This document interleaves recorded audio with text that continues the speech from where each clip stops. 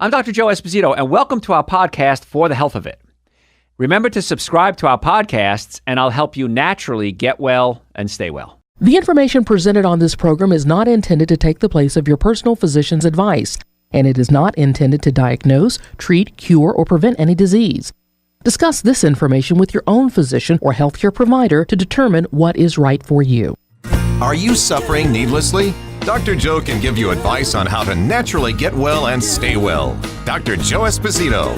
What we're talking about today are possible chemicals that may be linked to cancer.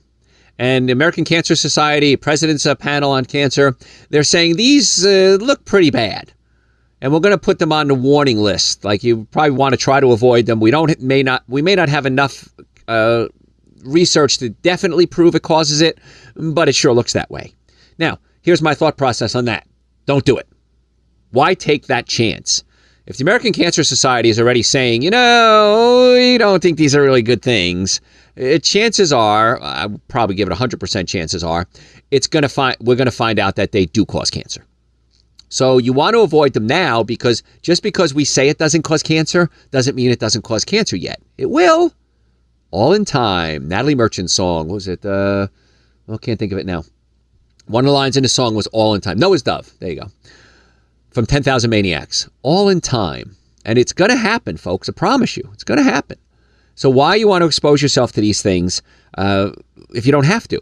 And a lot of the chemicals are found on pesticides. They're in water. They're industrial chemicals. So one of the easiest things you can do to avoid these chemicals is eat organic.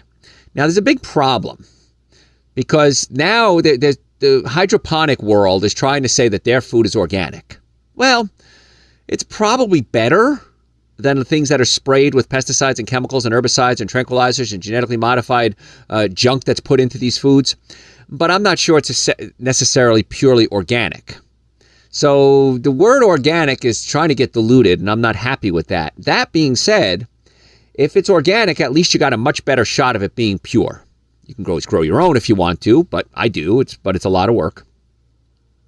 So if you switch to organic food, you're not only eliminating exposure to harmful pesticides like atrazine, which is sprayed on corn a lot, you're also supporting a food system that doesn't pollute the water supply and keeping atrazine out of the water.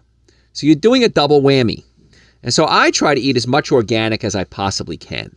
It's just the way it is. Now, if I go out to lunch, if I have a meeting, if I have maybe I'm going on a date, I may not always get organic food. Well, my body is a lot healthier than most people, so if I am exposed to something, chances are my body can fight it off. So I want you to consider that too, that if you're healthy and then you are exposed to something, you're less likely to have an adverse reaction. Bring your own coffee cups and food containers. This sounds so bizarre, but it really does work. Each time you drink out of polystyrene foam cups, or you take out food in a foam container, you're being exposed to styrene, which leaches from the plastic when it becomes in contact with hot food. If you bring a mug or your own glass container, you anticipate you're going to need a doggy bag. It's not a bad idea. Sound weird? It is. Does it work? It does. Plus, the polystyrene, I don't know if that ever breaks down. It's not something that's biodegradable. So you're saving the environment, you're saving the trash, you're saving your health. Not a bad thing to do. If you know you're going to have a doggy bag, it's okay to bring it. And restaurants are getting used to things like this now. You don't have to think that you're being weird. Now, if it's your first date, you may not want to do that. They may think you're a little odd. But, anybody goes out with me already knows I'm odd. But you want to start considering staying away from the plastics.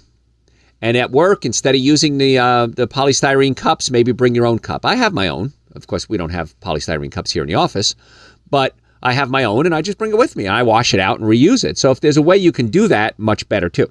I want you to be antibacterial. The heck does that mean? Studies published in the Journal of Environmental Science and Technology suggest that triclosan, which is the main ingredient in antibacterial soaps and cleaners, can react with chlorine in your drinking water and form something called chloroform. Centers for Disease Control and Prevention say that warm water and soap are just as effective at cleaning germy hands as antibacterial soaps. So why wouldn't you just want to use soap and water instead of an antibacterial soap? Because triclosan, when it gets into your body, is an endocrine disruptor. It messes with your hormones. It acts like estrogen. And if you've got little children who are already being bombarded with chemicals, and now you're putting this antibacterial scrub or soap or lotion on your body every single day, you're messing with their hormones. Not good. Triclosan is dangerous. And what drives me nuts is when I see kids with their backpacks and they have this little thing of hand sanitizer hanging off their backpack. Chances are it contains triclosan. So why would you run the risk of potentially exposing your children to this potential cancer causer if you don't have to? There are natural hand sanitizers you can buy. If you want to make your own, I think I have a recipe on my website. If I don't, send me an email and I'll put it back up there again. And if I remember correctly, it's witch hazel, some type of alcohol. You could use vodka, you could use rubbing alcohol, and then some tea tree oil. Tea tree oil is antibiotic, antiviral, and antifungal. The alcohol kills viruses and germs. The witch hazel is an astringent. It tightens up your skin. So there you made it yourself, almost free, a whole lot less expensive than what you're paying for, and it's a lot safer. Not a bad thing. Don't drink it, although it's alcohol. I don't know if you drink witch hazel, what happens? I have no idea. Be anti-vinyl. Not anti-records, of course, because records are cool, man. Easiest way to avoid exposure to something called DEHP, which is a chemical used to make plastic soft, is avoid them. Shower curtains, floor tiles, linoleum. Anything that's a soft, supple plastic probably has this DEHP in it. The plastic containers are wrappings. I couldn't even think of the word there. Like if you buy sheets, if you buy a comforter, it's in these plastic bags. That's plastic bag, I guess the right word. Oftentimes they contain a DEHP.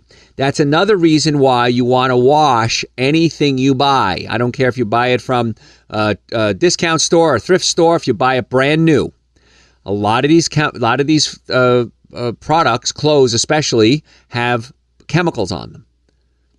Always wash them. And try to wash them in hot water if you can. I'm going to go off on a tangent for a second.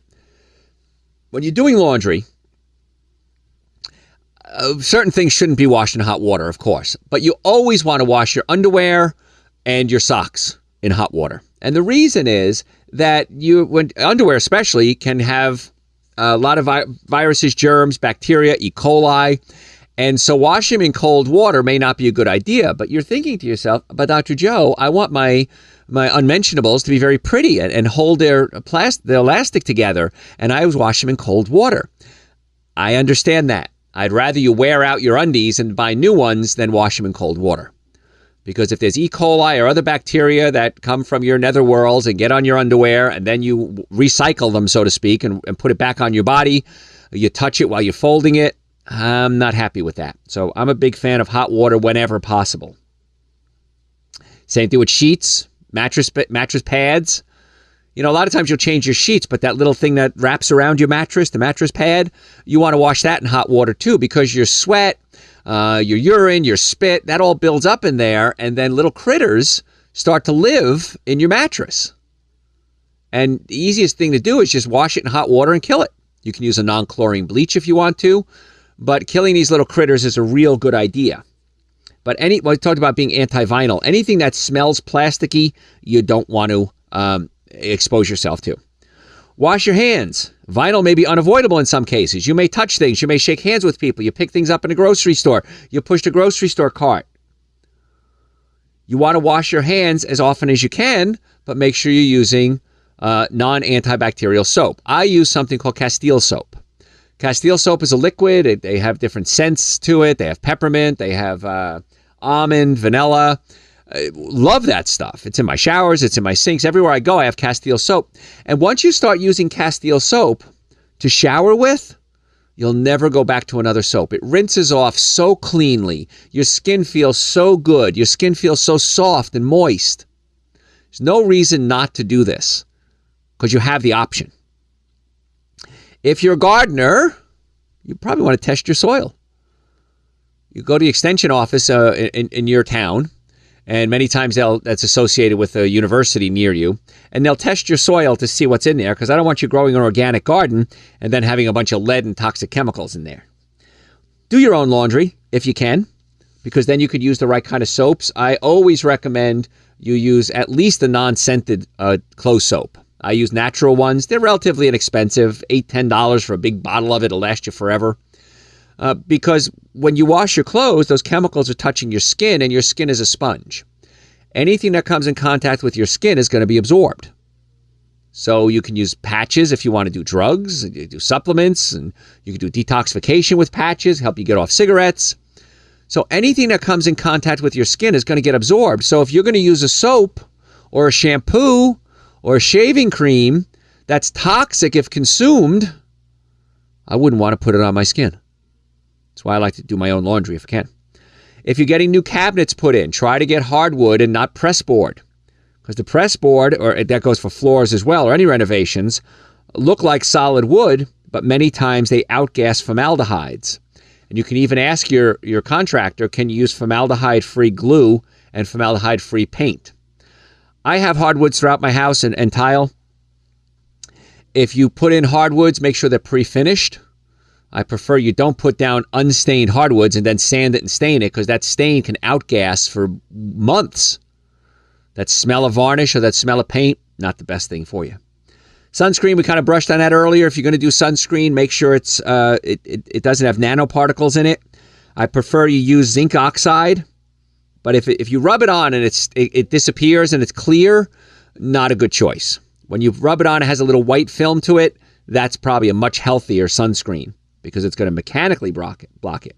Because nanoparticles of titanium dioxide or even zinc oxide that may make it past your skin into your bloodstream, they might cause brain damage, colon damage, and or cancer.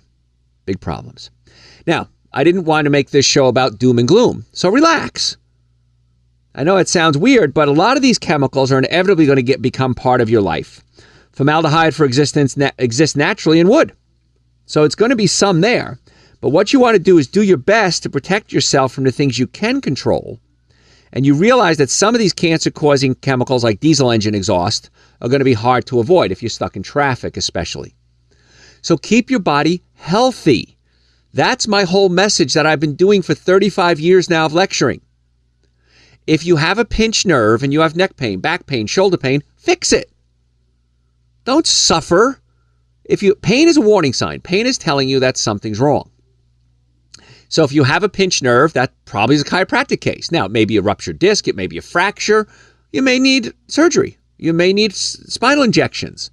I'm okay with that. But try to do the most conservative thing you can first and then build from there. So take care of yourself. If you have acid reflux or heartburn, chances are your stomach is pushed up against your diaphragm. And we need to massage or pull the stomach down away from the diaphragm to get the whole colon to relax. It stimulates what's called the parasympathetic nervous system. And the parasympathetic nervous system controls a lot of your functions. Blood pressure, pulse, sleep, going to the bathroom, romance. These are all parasympathetic functions. And if your parasympathetic nervous system is constantly being irritated because of a spasm muscle or a stomach up against the diaphragm, we may have to manually pull the stomach away from the diaphragm. So much of healthcare is physical, not chemical. And we keep trying to treat it chemically. And it's important to take supplements like Dr. Joe's Super Greens, Dr. Joe's Essential Source. I have a bunch of other supplements too, by the way, folks. If you go to my website, drjoeesposito.com, we have a colon cleanser. We have a seasonal booster. If I feel like a cold is coming on, I'll take the seasonal booster. I'll have the wellness tonic. The wellness tonic it stimulates the immune system with Pau d'Arco and olive leaf extract. We have my books, Eating Right for the Health of It, Prescription for Extreme Health. So there's a lot of good information. I archive my radio shows there. Go to my website, and then click on the link. It's under media. That brings you to my YouTube channel. Subscribe to my YouTube channel. Every time we do a radio show, every time we do a lecture, we do little clips, we'll put it on a YouTube channel. We'll send it out to you, no charge, it's free. You can delete it if you want to, or you can listen or watch it. It's your call. It's all free. drjoeesposito.com. But at least get the Super Greens and the Essential Source to start out. And again, the intestinal cleanser if your bowels aren't moving. If you want to keep yourself, we ran out of the seasonal booster and the wellness tonic. And man, you would have thought we beat somebody's child up. Where is it? Oh my gosh, winter's coming. I got to take this. It's the only thing that wards off my cold and flu. So we got it back on there again. So that's there as well. All on the website, drjoeesposito.com. Archive radio shows, videos, drjoeesposito.com. If you have questions, send them to me through the website. I'm more than happy to answer them for you. And in a second, we're going to talk about, should we take an aspirin to prevent cancer? Interesting concept. So hang on for that. Now, folks, if you want to make an appointment to come see us, we have offices in Marietta, Duluth, and Stockbridge. So go to my website, once again, drjoeesposito.com, and you can book an appointment online. You can call us to make an appointment. We accept people with insurance, no insurance, car accidents, sports injuries, workers' comp cases, children. I don't say this enough, children. I love when children come in because they respond so much faster than us old folks. So cool to watch a child get well. Now, a lot of you are sitting on your fanny and saying, I've been meaning to call Dr. Joe, and I've been meaning to make an appointment with his doctors. I just haven't done it. Okay, get off your fanny and get it done. The longer you wait, the harder it is to fix something. So the website's there 24 hours a day. You can book right online if you want to or call us, drjoeesposito.com. I have never seen a car accident ever where the occupants weren't damaged if the car was damaged. So if the car was damaged, you were damaged 100% of the time. Get on it, folks. Stop waiting. Stop suffering. drjoeesposito.com. So let's talk about that. Let's talk about, should we take an aspirin to prevent cancer? This is an interesting concept. I want to get it done before the show's over here. Now, we've long recognized preventive role of a daily aspirin for things like heart disease. Now it appears you might be able to kill two birds with one stone. Low-dose aspirin may help prevent certain types of cancer as well. So how does it work? Well, Nobel Prize in Medicine went to a team that discovered how aspirin work. There's enzymes called COX enzymes, or cyclooxygenase, that's abbreviated COX, take the pro-inflammatory omega-6 fatty acids that your body makes, so that's in your diet, so omega-6 fatty acids, and you get them mainly from things like chicken and eggs, but they're really everywhere. Vegetable oil, soybean oils, cottonseed oil. I would never eat cotton. Why would I want to eat cottonseed? Corn oil, very high in omega-6 fatty acids. Now, the enzymes take the arachidonic acid, the omega-6, and turn it into inflammatory mediators like thromboxane, which produce thrombosis, which is clots, and prostaglandins, which cause inflammation. So the bottom line is omega-6 fatty acids with COX enzymes cause inflammation. Aspirin suppresses these enzymes. So the less thromboxane you have means fewer clots. The less prostaglandin you have means less pain, less swelling, and less fever. But prostaglandins also dilate the lymphatic vessels inside tumors. So lymph is a fluid that flows through your body that filters out junk. So it opens up the lymph vessels, allowing the cancer cells to spread. So one of the ways cancer tries to kill us is by boosting COX enzyme activity. Okay? So that's not good. Well, if you boost the COX enzyme, if you boost the COX enzymes, that's a problem. You want to block the COX enzymes. So the cancer can actually trick your body into boosting the COX enzymes to spread itself. That's one of the ways we think aspirin can prevent cancer, by counteracting tumor attempts to pry open the lymphatic fluid, the lymphatic vessels, and let it spread throughout the body, because the reduction in mortality due to some cancers occurs within 2 or 3 years after taking aspirin. So this is how we hypothesize that it helps stop the spread of cancer, by blocking the COX enzymes. It's a COX inhibitor. So now the benefits are pretty amazing. The only way aspirin could save us that fast is by suppressing the growth and spread of tumors that already exist. Aspirin appeared also to cut the risk of metastasis in half, particularly in things like adenocarcinomas such as colon cancer. So wait a minute. You're saying that cancer might help block the spread of aspirin might block the spread of cancer? Well, maybe. That's what it looks like. The problem is this, though. What happens is, if you take a lot of aspirin, you increase your risk of bleeding, even at low dose aspirin. So you might have fewer heart attacks, fewer strokes, and fewer cancers, but now you can bleed internally. After 74 years old, by the way, this doesn't work. So if you're under 74, taking aspirin might work. Over 74, you increase the risk of dying from bleeding too much. So the aspirin phytonutrient, the thing that works, isn't just found in things like willow trees, but it's in other plants as well. This explains why the active ingredient in aspirin is found in people that don't even take aspirin. Excuse me. So here's the kick. If you drink just one fruit smoothie, within an hour and a half, your levels of the aspirin components start to go up. So you can see one smoothie isn't going to do anything, But what if you ate fruits and vegetables and smoothies every single day? You're raising your level of salicylic acid, or salicylates it's called, and that's the thing that blocks the COX enzyme, which then reduces swelling, inflammation, and can stop the spread of cancer. So now suddenly we have something that might work. Salicylic acid, the anti-inflammatory effects of the active ingredient called salicylic acid, and the concentrations seen in vegetarians have been shown to inhibit the inflammatory COX enzymes. So if you're eating a plant-based diet, you're producing more of these, you're getting more of this salicylic acid, which is blocking the COX enzymes, which is reducing inflammation, which now can reduce the risk of cancer. However, you don't get the risk of internal bleeding that you get with aspirin. So to answer the question, should I take aspirin to block cancer? My suggestion is no, you should be eating a plant-based diet to get the active ingredient that's in cancer higher in your blood system, which will then help stop the spread. So effectively, all aspirin flowing through your system may work, but the plant eaters must have better health. But you would think if it's floating around in your blood, it would also increase the risk of ulcers and internal bleeding. And in fact, it's the exact opposite. Vegetarians appear to have lower risk of ulcers and bleeding for both men and women. So for the general population, by eating a plant-based diet instead of taking aspirin, you may not just get the benefits without the risks, you get a lot more benefits. One of them being it can help reduce your risk of cancer. Also, as a chiropractor, I find that people eat a plant-based diet have lower levels of pain. Why? Salicylic acid blocks the COX enzyme, which causes the inflammation, which causes the pain. A good plant-based diet is going to keep those levels higher in your blood to help block the enzyme to help reduce inflammation. So dark green leafy vegetables are great. Also, they're a great source of nitrates.